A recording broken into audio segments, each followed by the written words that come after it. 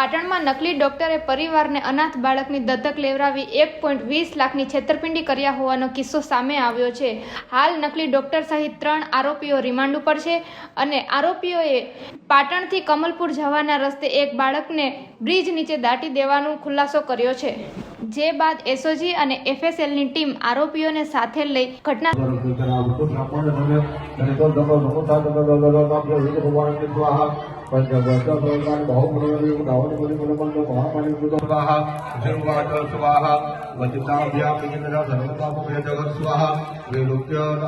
स्वाहा